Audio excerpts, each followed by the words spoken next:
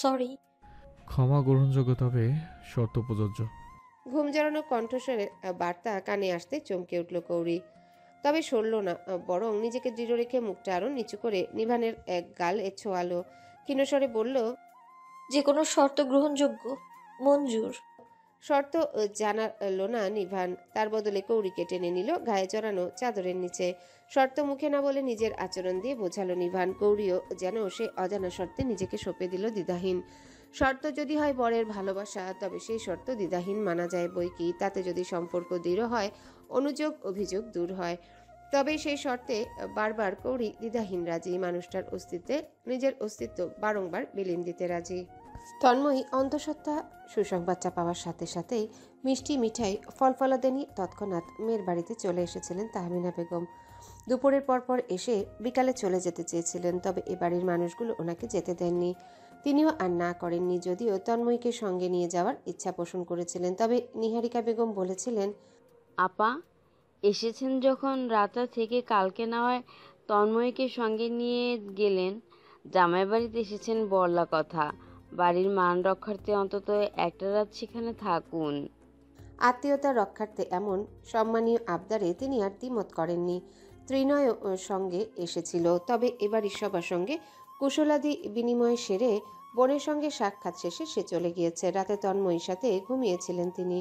মেয়েটা কেমন ছটফট করেছে সারা রাত। তিনিও বারবার জিজ্ঞাসা করেছেন শরীর খারাপ লাগছে কিনা, তবে মেয়েটা না বলেছে। এমনিতেই চাপা স্বভাবের মেয়ে তন্ময়ী, ভালো মন্দ লাগা সহজে প্রকাশ করতে চায় না। যদিও ওনারও মনে হয়েছে মেয়ে শরীর খারাপের জন্য নয়, অন্য কোনো কারণে ছটফট করছে, কিন্তু কারণটা কি বুঝতে পারলেন না।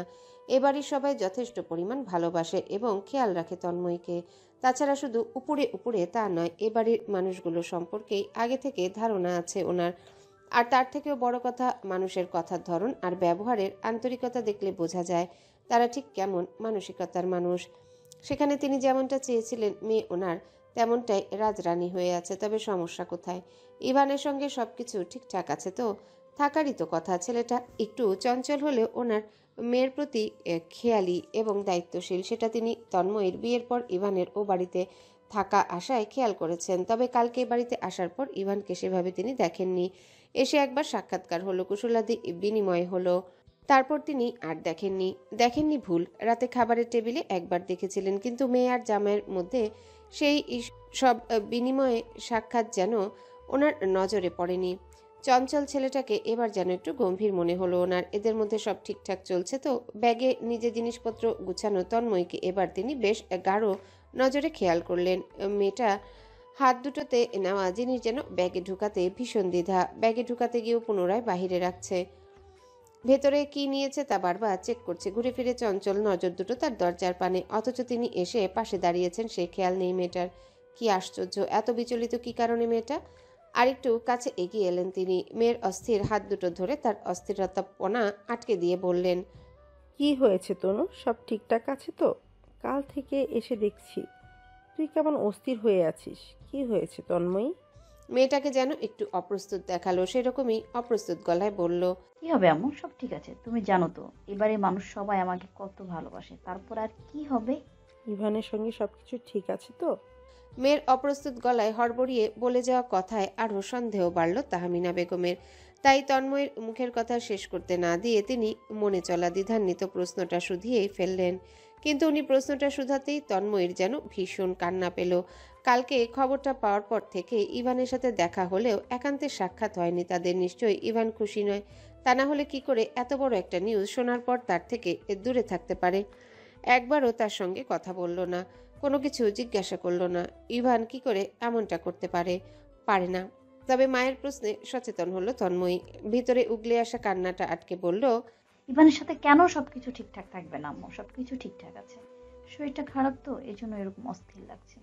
মেয়ের মুখের দিকে তাকিয়ে রইলেন তাহমিনা বেগম। তন্ময়ী সহজে মিথ্যা বলে না, আর বললে তা উনি ধরতে পারেন। আজও ওনার যেন পারলেন।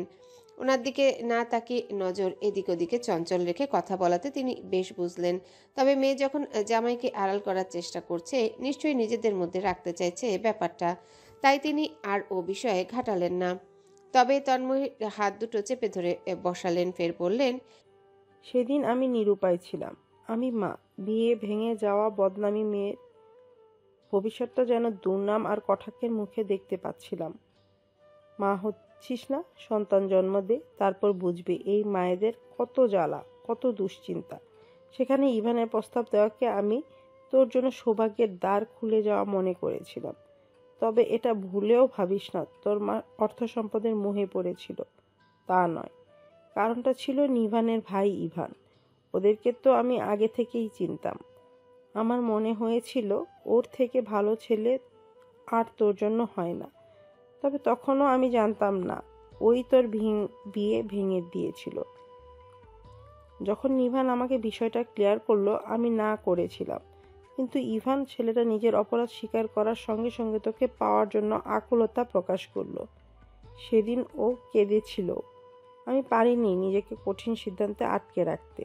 আমি মেনে নিয়েছিলাম ওর আকুলতা, ওর চাওয়া। সেখানে তুই যদি বলিস নিজের মেয়ে কথা না ভেবে তুমি অন্যের ছেলের কথা কেন ভাববে, আমি বলবো ভাবনা ভুল। তোর কথা ভেবেই আমি ওর চাওয়ার সম্মতি দিয়েছিলাম। একটু থেমে ফের বললেন তাহমিনা বেগম। তোর হয়তো মায়ের উপর অভিযোগ থাকতেই পারে, তোর বিয়ে ভাঙা সত্ত্বেও কেন আমি তার সঙ্গে তোর বিয়ে দিলাম এবং সেই ইভানের সঙ্গে মানিয়ে নিতে বললাম। ও অপরাধ করেছিল, কিন্তু ছেলে হিসেবে ওকে কখনো আমার খারাপ ছেলে বলে মনে হয়নি তনু।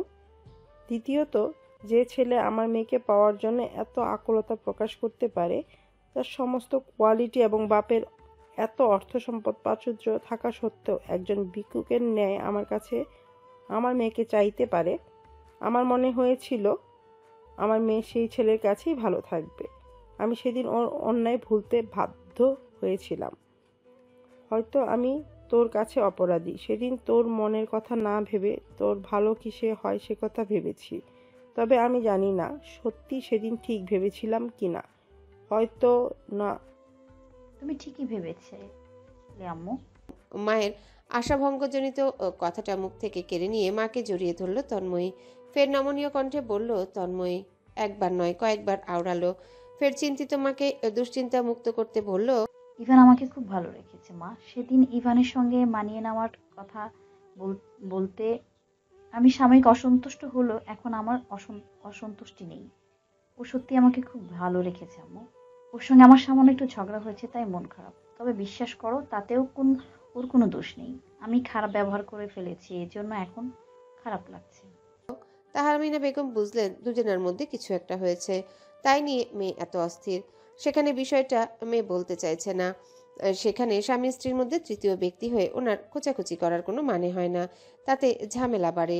সামান্য ঝামেলা প্রাপ্তবয়স্ক দুজন নিজেরাই ঠিক করে নেবে। তাই আর ও বিষয়ে কথা বাড়ালেন না, শুধু বললেন, স্বামী স্ত্রীর মধ্যে ঝামেলা হলে বিষয়টা দীর্ঘ করতে নেই, তাতে শয়তানের ইন্ধন থাকে, তাতে খারাপ ছাড়া ভালো হয় না। যেটা হয়েছে মিটিয়ে নাও। আমি কি ইভানকে আমাদের সঙ্গে যাবার কথা বলবো?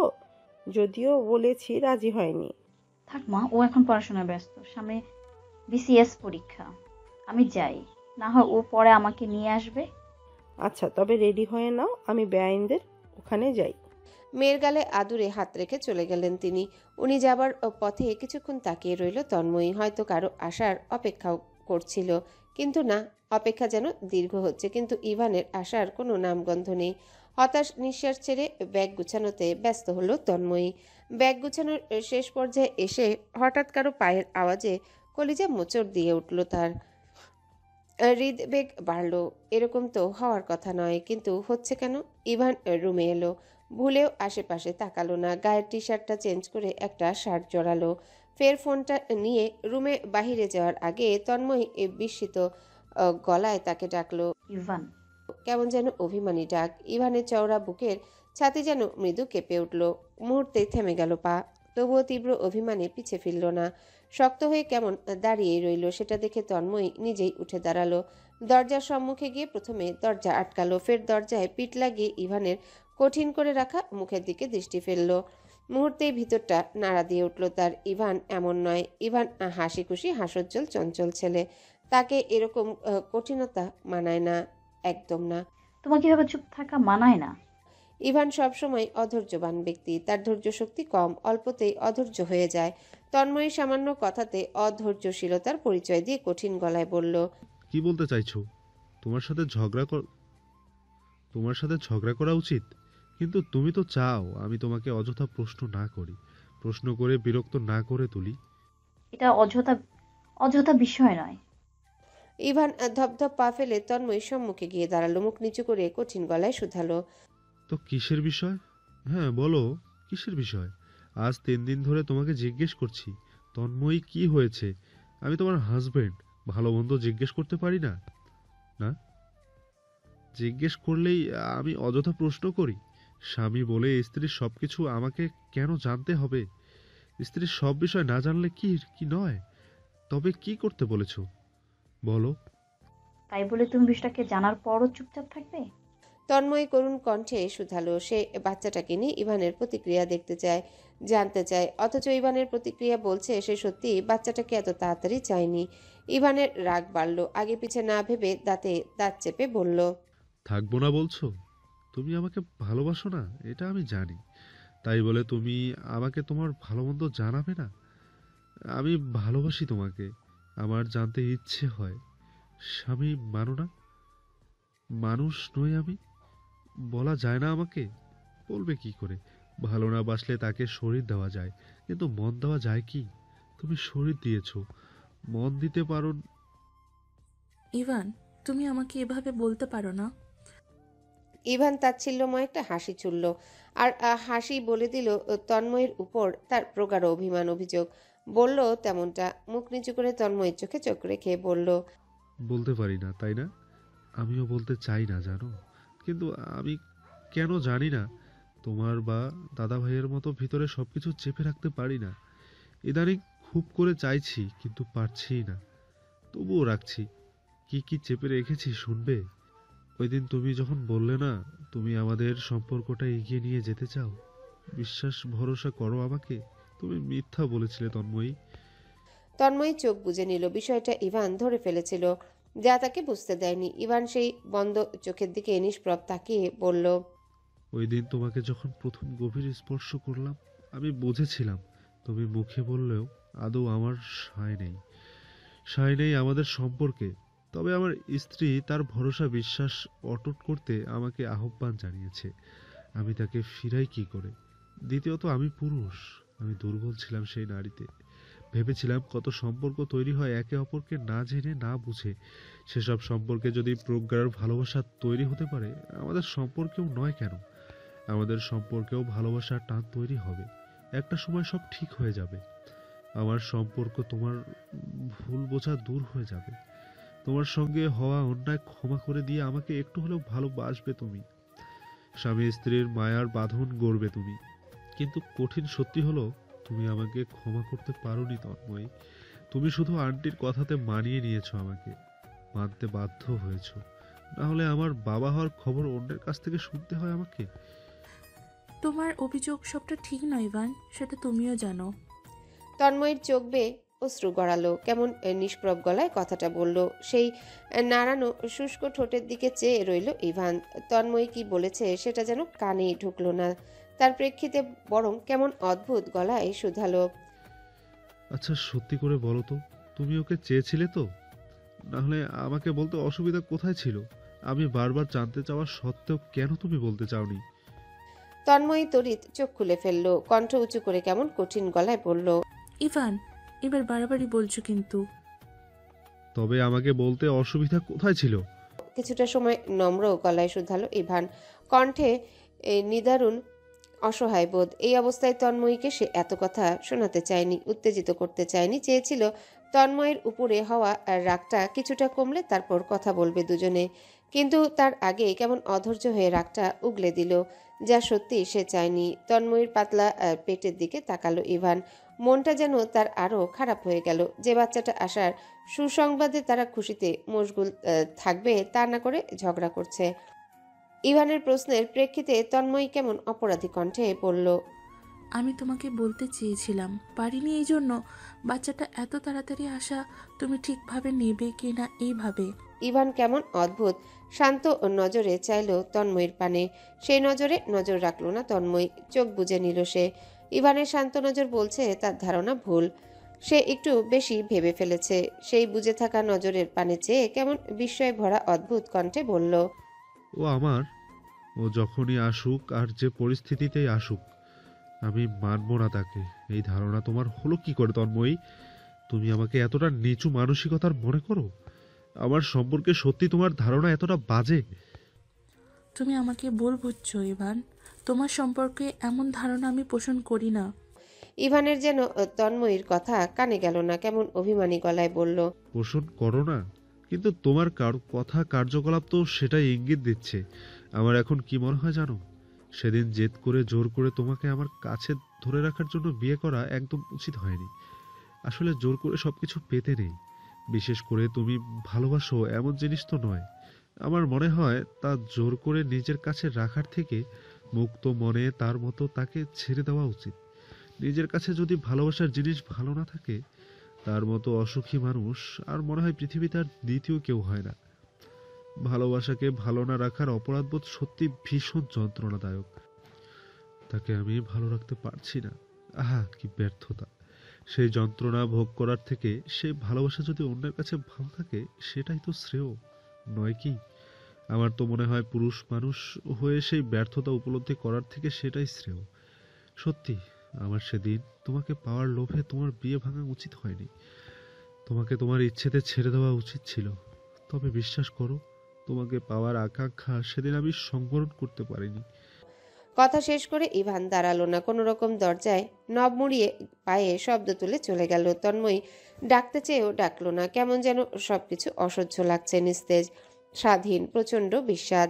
হ্যাঁ, সে ইভানকে ভালোবাসে না, তবে ইভানের সম্পর্কে যে ধারণা তার ছিল তা পাল্টে গেছে। ইভান খারাপ ছেলে নয়, তাই বলে ইভান যেগুলো বলে গেল সবটাও ঠিক নয়। ইভানকে ভালো না বাসলেও ইভানের প্রতি তার দুর্বলতা সৃষ্টি হয়েছে, সেটা একটু আধটু নয়। ইভানকে ছাড়া জীবনের দ্বিতীয় পুরুষ সে চায় না। হঠাৎ ধপধপ পায়ের আওয়াজে ভাবনা কাটল তন্ময়ের। মুখ উঁচু করে তাকানোর আগেই ইভানের গলার ছেলে মানুষই আওয়াজ এলো, আমার সাথে যেটা ইচ্ছে করো, তবে ভুলেও আমার বাচ্চাটাকে সামান্য কষ্ট দেওয়ার চেষ্টাও করো না তন্ময়ী। আমি কিন্তু সহ্য করব না, একদম না। তুমি তার মাকে কষ্ট দিচ্ছ, আবোল তাবোল বলছো, তাতে সে কষ্ট পাচ্ছে না। তুমি তুমিই তো কষ্ট দিচ্ছ তাকে, আমাকে না বলছো। ইভান কেমন চোখ বুজে ঘন শ্বাস ফেলে ঘুরে দাঁড়ালো। তন্ময়ী যেন ইভানের দুর্বলতা টের পেয়ে বলল, তুমি একবারও তাকে ছুঁয়ে দেখলে না ইভান। ইভান রয়ে শয়ে চোখ খুলল, তারপরে কেমন শীতল স্থির নজরে তন্ময়ীর পানে চাইল। ফের দূরত্ব ঘুচিয়ে তন্ময়ীর খুব কাছে গিয়ে দাঁড়ালো, খুব শান্ত গলায় বলল, তুমি কখনো আমার স্পর্শ সেভাবে অনুভব করেছো? করলে নিশ্চয়ই বুঝতে পারতে আমি তাকে ছুঁয়েছি কিনা। তুমি বরং তোমার গর্ভের ভিতরে সদ্য জমাট বাঁধা আমার অংশের কাছে জিজ্ঞেস করো, তোর বাবা তোকে ছুঁয়েছিল? ও বলে দেবে। বড় তাচ্ছিল্যের স্বরে শেষের বাক্যদ্বয় জানলো বড় তাচ্ছিল্যের স্বরে শেষের বাক্যদ্বয় জানালো ইভান। নিজের ব্যর্থ অনুভূতিতে চোখ বুজে নিল তন্ময়ী, তবে কর্ণদ্বয় ইভানের চলে যাওয়া টের পেল। বুজে থাকা চোখের কর্ণবে নোনা জল গড়াতেই তা মুছে নিয়ে চোখ খুলল তন্ময়ী। মাথা নিচু করে পেটের দিকে চাইল। ইভান ওকে ছুঁয়েছিল কখন সে টের পায়নি। আশ্চর্য, খেয়াল হলো কাল রাতেও বেশ কয়েকবার বমি হয়েছে। ক্লান্ত হয়ে কখন ঘুমিয়ে পড়েছিল খেয়াল নেই। হয়তো তারপর, হয়তোবা চোখ খেয়ে অশ্রু, অথচ ঠোঁটে হাসি ফুটল তন্ময়ের। সত্যি তার এই মুহূর্তে ও বাড়িতে যাওয়া প্রয়োজন। আজ কয়েকদিন এই ভালো তো এই কালো মেঘে আকাশটা ছেয়ে গিয়ে চুপচাপ বৃষ্টি নামছে। কাল রাতের পর আবহাওয়াটা যেন বেশি খারাপ। সকাল থেকে ঘুমট ভাব, মনে হচ্ছে এই ভরা কার্তিক মাসে কালবৈশাখী ঝড় উঠবে, ভয়ঙ্কর ঝড়। তন্ময় ধীর পায়ে রুমের জানালার কাছে গিয়ে দাঁড়ালো। প্রকৃতিতে বৈরী ভাব, আকাশটা ঘন কালো মেঘপুঞ্জে ঢাকা। ঝড়ো মেঘ সঙ্গে তুমুল বর্ষণ চলছে। সময়টা দুপুর 12টার সময় হলেও নিকষ কালো সন্ধ্যাবেলা মনে হচ্ছে। আজও নিভান অফিসিয়াল কাজে ব্যস্ত। ঘুম থেকে উঠে তাকে আজও দেখেনি কৌরি, তবে দেখেনি ভালোই হয়েছে। তা না হলে সকাল সকাল এত লজ্জা নিয়ে তার সম্মুখীন হতো কি করে কৌরি? যদিও মানুষটার কাছে এলে তার সমস্ত লজ্জারা যেন মুহূর্তেই নাম না জানা কোনো এক সুদূর প্রসারে পালিয়ে বেড়ায়। বেডে হেলান দিয়ে বসা কৌরির ঠোঁটে প্রসারিত হাসি। সাফেদ দন্তের দেখা না মিললেও বিলে ফোটা শাপলার মতো সৌন্দর্যনী এলিয়ে আছে দুটি ঠোঁট। আচমকা চোখ বুজে নিল সে। বদ্ধদ্বারের অন্তপেটে ভেসে উঠল কিছু মধুময় চিত্র। কেউ একজনকে দেখতে না যাওয়ার অপরাধে তাকে সাজাপ্রাপ্ত হতে হয়েছে। অপরাধীর শাস্তি ছিল সাজা দেওয়া ব্যক্তির থেকে পর্যাপ্ত ভালোবাসা পাওয়া, যার স্নিগ্ধতা মুগ্ধতা কৌরির সর্বাঙ্গে ছেয়ে আছে, যার অনুভব তখনের ন্যায় এখনও সতেজ। তবে কৌরির মনে সুখ ছেয়ে যায় যখন নিভান ছোট্ট বাচ্চাটার মতো তাকে বুকে আগলে নিয়ে ঘুমায়, যার শক্তপোক্ত হাত দুটো দরদ ভরা কোমল স্পর্শে কৌরিকে তার বলিষ্ঠ বুকে জড়িয়ে নেয়, যখন ঠোঁটের নরম নরম স্পর্শ ছুঁয়ে দেয় কৌরির কপাল, চুলের মধ্যে আঙ্গুল নাড়িয়ে আলতো হাতে পিঠ চাপড়িয়ে ঘুম পাড়িয়ে দেওয়ার চেষ্টা করে কৌরিকে। কৌরি সেই সময়টা অবাক হয়ে উপলব্ধি করে, ভাবে এমন করে কি প্রত্যেকটা পুরুষ তার স্ত্রীকে ভালোবাসে এত সুন্দর করে, যে স্পর্শে এত মুগ্ধতা, এত কোমলতা, এত স্নিগ্ধতা উপলব্ধি হয়। কাচের দরজা ভেদ করে বজ্রপাতের ঝলকানিতে চোখ মুখ অনুভব করতেই চোখ খুলে ফেলল কৌরি। বাহিরে প্রবল ঝড় বৃষ্টির শব্দ, ভেতরে না এলেও বিদ্যুতের মৃদু আলোর ঝলকানি ঠিকই অনুভাবিত হচ্ছে। কৌরি গায়ের চাদরটা সরিয়ে উঠে দাঁড়ালো। বারান্দার কাছের জানালাটার কাছে গিয়ে সম্মুখে গিয়ে দাঁড়াতেই দেখলো প্রবল বর্ষণে পুরো শহর ভিজে একাকার, সাগর উত্তাল, বৃষ্টির তোপে ধূসর রঙে ছেয়ে গেছে দূর দূরান্ত। কৌরি কিছু সময় সেখানে দাঁড়িয়ে বর্ষণের তোপে প্রকৃতিতে হারিয়ে যাওয়া রং বদলটা দেখল। তারপর পুনরায় বজ্রপাত হতেই বিদ্যুতের আলোটা যেন খুব কাছে থেকে অনুভব করলো সে। সঙ্গে সঙ্গে কানে হাত চেপে ধরে রুমের সঙ্গে লাগোয়া বারান্দার কাছের দরজাটা থেকে সরে এলো সে। টেনে দিল ভারী পর্দাগুলো। মুহূর্তে রুমটা যেন দিনে দুপুরেও কোনো বন্দিশালায়ের অন্ধকার রুমে পরিণত হলো। বজ্রপাতে তার ভীষণ ভয়, ঠিক ভয় নয়, এ যেন কেমন একটা অনুভূতি। সে জানে রুমে থাকাকালীন আল্লাহ চাইলে সে বজ্রপাতের অনিষ্ট থেকে বেঁচে যায়, তবুও ভীতুময় কেমন কেমন অনুভূতি। দ্রুত গিয়ে রুমের মৃদু আলোর বাল্বটা জ্বালিয়ে দিল সে। রুমে অকারণে অতিরিক্ত আলো ভালো লাগে না তার। পুনরায় বেডে এসে বসতেই ফোনটা বেজে উঠল। জলজল করছে ইংলিশ বর্ণে স্ক্রিনে ভেসে উঠল নিভান নামটা।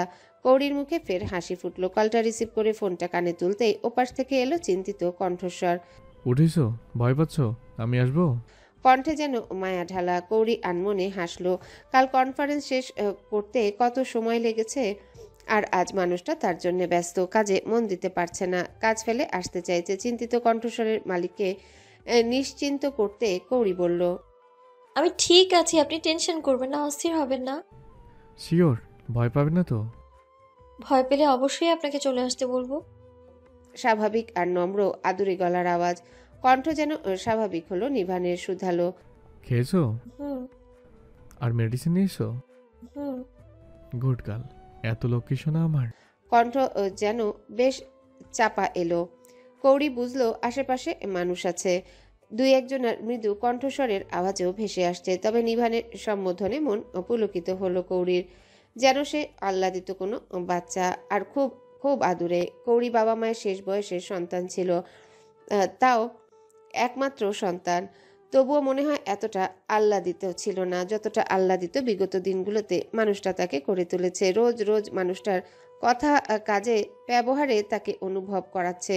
কৌরি আনমনে হাসলো। তার ক্ষেত্রে ওই মানুষটার আচরণ বার্তা এত স্পর্শকাতর, কৌরির তো মনে হয় পৃথিবীর সব আহ্লাদ জড়ো করে ওই মানুষটা তার পানে এনে ঢেলে দেবে কি?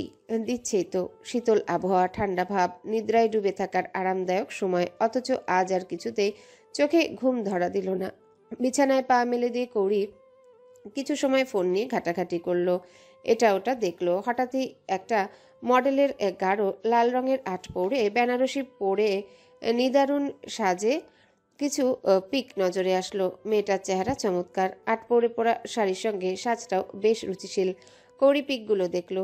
মুহূর্তেই নিজের বিয়ের আগে পিছে দিনের কথাগুলো মনে পড়ে গেল তার। মডেলের পিক দেখা বাদ দিয়ে নিজের গ্যালারিতে ঢুকলো সে।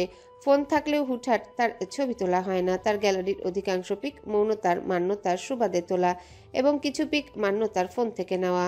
গ্যালারিতে অনেকের পিক আছে, কৌরি নিজের সহ সবার পিকগুলো দেখলো। দেখতে দেখতে নিভান আর তার একটা পিক সামনে এলো। পুরো গ্যালারি জুড়ে হাতে গোনা এই একটাই পিক দুজনার। আশ্চর্যের বিষয় হলেও দুজনার একসঙ্গে আর কোনো পিক নেই। বিয়ের দিনের পিক। শুভ্র রঙের উপর সোনালি কারুকার্যে ভারী শেরওয়ানিতে লম্বা চওড়া শ্যামবর্ণ মানুষটাকে অসম্ভব সুদর্শন এবং ব্যক্তিত্ববান লাগছে। কৌরি ছবিটা জুম করলো, খুঁটিয়ে খুঁটিয়ে নিভানের খাড়া নাক, ভাসা ভাসা চোখ, পুরু ঠোঁট, চওড়া কপাল, ছোট করে কাটা চুল, পুরুষালী স্বর, উঁচু গলার বহিরাংশ দেখলো মানুষটা উচ্চতায় তার থেকে কতখানি লম্বা। আনমনে ঠোঁটে হাসি ফুটল কৌরির। নিভানের কাঁধ সমান উচ্চতা তার, অথচ 5 ফিট 4 ইঞ্চি লম্বা সে। তাহলে মানুষটার উচ্চতা ঠিক কতটুকু? দুজনার পাশাপাশি বসা ছবিটা বেশ খুঁটিয়ে খুঁটিয়ে কিছুক্ষণ প্রসন্ন চিত্তে দেখল কৌরি। নিজের শাড়ি পরা আরও কিছু ছবিও দেখল। ফের চঞ্চল নজরে বাহিরের মুষলধারা বৃষ্টিতে দৃষ্টিপাত করল। ঘনবর্ষণ হলেও এখন আর মেঘের চমকিত সেই ডাক নেই। আকাশ ভেঙে শুধু কেমন ধারায় জল নামছে। এমন বর্ষা হলে বাহিরের উঠানে পুকুরের শান বাঁধানো জায়গাটায় দাঁড়িয়ে কত ভিজেছে কৌরি। মন চঞ্চল হলো। পিছনের কথা মনে পড়তে বৃষ্টিতে ভিজতে মন চাইল। ফের ফোনের দিকে তাকাতে আরও একটা ইচ্ছে জাগলো তার। হঠাৎই এই অসন্মুখর দিনে তার শাড়ি পরে ভিজতে মন চাইল। কৌরি আগে পিছে ভাবল না, উঠে দাঁড়ালো। তার আগে নিজের পছন্দের একটা গান প্লে করে দিল। ফোনে সুর উঠল আর সে ছুটল হোটেল রুমের কর্নারে রাখা ট্রলিটার পানে। এই রবীন্দ্রসঙ্গীত কেমন একটা একাকিত্ব, মন খারাপ, নিঃসঙ্গ ভাব, সুর, তবুও কৌরির ভালো লাগে। ট্রলিটা খুলতেই নজরে পড়ল খয়েরি পাড়ের গাঢ় সবুজ কাতান সিল্ক শাড়িটা ভারী। এই শাড়িটা ওই মানুষটার পছন্দ, একদম নতুন, ভাঁজ ভাঙা হয়নি। কৌরি ঘুরতে আসাতে শাড়ি নিতে চায়নি, কিন্তু মান্যতা তা জানতেই নিজের পছন্দের শাড়ি বেছে কয়েকটা শাড়ি গুছিয়ে দিয়েছিল আর দুষ্টুমি করে বলেছিল, মধুচন্দ্রিমায় যাচ্ছিস, বাঙালি নারী, শাড়ি না হলে চলে? দেখবি কখন আবার মন পড়তে চাইবে। আবার তোর মন পড়তে না চাইলেও দাদা ভাই তো চাইতেই পারে, তাই না? আর পুরুষ মানুষ তার একান্ত নারীকে একান্ত শাড়িতেই দেখতে পছন্দ করে। মধ্য দুপুরের চারিপাশটা কেমন সন্ধে সন্ধে মনে হলো। রুমের সেই মৃদু আলোতে কৌরি গায়ে শাড়ি চড়ালো। ফোনের সেই মেয়েটার মতো আটপৌরে করে শাড়ি পরলো। ঘরের আবছা আলোতে আয়নায় তবুও নিজের সেই নারী রূপটা স্পষ্ট। শাড়ি গায়ে জড়ালে যেন নারী অন্যরকম। যতই বয়সে অপরিণত হোক, নারী যেন শাড়িতে পরিপূর্ণা, অনন্য, আলাদা, মাধুর্যময়ী। নিজেকে দেখতে দেখতে কৌরি দুহাতে কাছে সবুজ খয়েরি চুড়ি পরল। এগুলোর কৃতিত্ব মান্যতার। তার শাড়ির সঙ্গে ম্যাচিং চুড়ি ছিল না। সেটা শুনে মান্যতা নিজের কাছে থাকা চুড়িগুলো এনে দিয়েছিল। কৌরি বারবার মানা করেছিল, শোনে না মেয়েটি। তখন মনে হয়েছিল কি কাজে লাগবে, অথচ মনের পাগলামো পূর্ণ করতে কাজে লাগলোই। কৌরি হাসলো। খয়েরি আর সবুজের মিশেলের চুড়িতে ফর্সা হাতের সৌন্দর্য যেন বেশ আকর্ষণীয় দেখালো। সেই আকর্ষণীয় হস্তে রিনিঝিনি শব্দ তুলে কৌরি মাথার মধ্যমণিতে সিঁথি তুলল। জাদুর ছড়ির মতো ঘুরিয়ে কিভাবে কি করে যেন দুহাতের আটোসাটো খোপা বাঁধল। মায়াবী মুখটা যেন আরো স্পষ্ট হলো। সেই মুখে মৃদুমন্দ প্রসাধনী ছোঁয়ালো। মুখে হালকা ফেস ক্রিম আর ঠোঁটে গাঢ় খয়েরি লিপস্টিক লাগালো। ক্ষণিকেই মুখের লাবণ্যতা যেন অন্যরকম সৌন্দর্যময়ী রূপ ধারণ করলো। কৌরি নিষ্পলক চোখে তা চেয়ে চেয়ে নিজেকে দেখলো কিছুক্ষণ। নিজের সৌন্দর্যে মুগ্ধ হলো যেন তার চোখ জোড়া। কানে একজোড়া ছোট্ট দুল ছিল, সেটা খুলে সেখানে কানটানা একজোড়া ঝুমকো জোড়া পড়ল। ফর্সা গলায় নীল পাথরের চিকন স্বর্ণের চেনটা যেন বেশ মানানসই, তাই আপাতত আর গলাতে কিছু পড়ল না। সাজের সাথেও যেন মানিয়েছে বেশ। পুনরায় আয়নায় তাকাতে নিজেকে কেমন সাধারণের তুলনায় একটু অন্যরকম দেখালো। কৌরি সময় ব্যয় করল না, কেমন দুরন্ত পায়ে ছুটে গেল বারান্দার দোরগোড়ায়। তখন ফোনে গান বদলে দিয়ে নতুন আরো একটা বর্ষামুখর গান চলল। অফিসিয়াল কাজ আপাতত কমপ্লিট। মিটিং সেরে বাইরে সময় ব্যয় না করে নিজেদের বরাদ্দকৃত হোটেলে রুমে ফিরল নিভান। কার্ড প্রেস করে রুমের দরজাটা খুলতেই মৃদুস্বরে গানের আওয়াজ ভেসে এলো। এই মেঘলা দিনে একলা ঘরে থাকবে না তো মন, কাছে যাব কবে পাবো ওগো তোমার নিমন্ত্রণ। কৌরি এই গান শুনছে। রুমের ভিতরে ঢুকতে আচমকা নজর চলে গেল বারান্দায়, যেখানে বারান্দার অর্ধগ্রিল ঘেঁষে শাড়ি পরিহিতা এক রমণী চোখ বুজে আকাশপানে মুখ করে দাঁড়িয়ে আছে। বৃষ্টির অঝরে ঝরা বর্ষণ পুরোটা তাকে না ছুতে পারলেও মৃদুমন্দ ছিটে ফোঁটা তাকে ছুঁয়ে দিচ্ছে। মুক্তোর দানার ন্যায় সেই ফোঁটা ফোঁটা পানি দানা বেঁধেছে তার রাঙানো লাল ওষ্ঠে, বুজে থাকা চোখে, নাকে, গালে, গলায়। মেয়েটার ঠোঁটে প্রসারিত হাসি, বাহিরের ধূসরে ছেয়ে যাওয়া ঝমঝমে বৃষ্টি আর একান্ত নারীর স্বর্গরূপা সাজ। এ যেন অপার্থিব দৃশ্য। নিবান কেমন পলকহীন দৃঢ় গভীর নয়নে সেই নারীকে অবলোকন করতে করতে তারই পানে এগুলো। যত এগুলো মেলি একটা মিষ্টি গন্ধে মোহাবিষ্ট হতে লাগলো তার নাসাপথ। আত্মা ছড়িয়ে পড়তে লাগলো রন্ধ্রে রন্ধ্রে। সঙ্গে মুগ্ধ হাতে থাকলো নিবানের দুটো বুদ্ধিদীপ্ত গম্ভীর চোখ। ফর্সা শরীরে গাঢ় সবুজ শাড়িটা যেন পাহাড়ি নজর কাড়া কোনো মায়ারণ্য রূপ। সঙ্গে কানের টানা ঝুমকো জোড়া, গলায় চিকচিক করা স্বর্ণের চেনটা, দুহাতে ভরা খয়েরি সবুজ কাচের চুড়ি, আর মৃদুমন্দ বৃষ্টিতে ভেজা সেই নারী স্বর্গরূপা। নিবান বারান্দার দোরগোড়ায় গিয়ে ঘন ঘন পলক ফেলল কয়েকটা। এই নারীর এই রূপ লাবণ্যতা উপেক্ষা করা কঠিন, সাধু পুরুষেরও কাম্য নয়। নিবান ঠায় দাঁড়িয়ে বিমুগ্ধ নজরে সেই রূপ লাবণ্যে উপভোগ করতে লাগলো। তবে কৌরি যেন টের পেল নিবানের এসে দাঁড়ানোটা। মুহূর্তে চোখ খুলল সে, বলল, হ্যালো বন্ধুরা, পরবর্তী পার্ট খুব তাড়াতাড়ি আসবে, তো সবাই অপেক্ষায় থাকো। আর চ্যানেলটি যারা এখনো সাবস্ক্রাইব করোনি তারা পরবর্তী পার্ট দেখার জন্য চ্যানেলটি সাবস্ক্রাইব করে রেখো। ধন্যবাদ সবাইকে, আমাদের সাথেই থেকো।